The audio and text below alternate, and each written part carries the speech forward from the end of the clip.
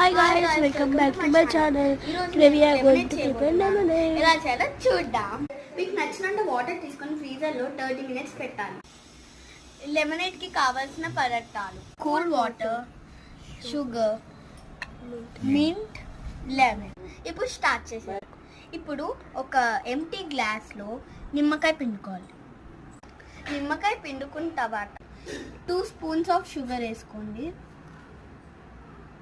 వేసుకున్న లెమన్ జ్యూస్ని అండ్ షుగర్ని మిక్స్ చేసుకోవాలి. వేసుకున్న ఇంగ్రీడియంట్స్లో వాటర్ కూడా మిక్స్ చేసుకోవాలి.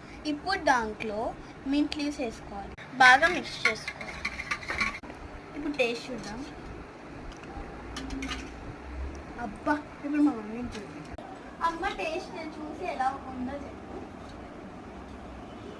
Super, excellent. ఇలాంటి వీడియోస్ కోసం లైక్, షేర్ అండ్ సబ్స్క్రైబ్.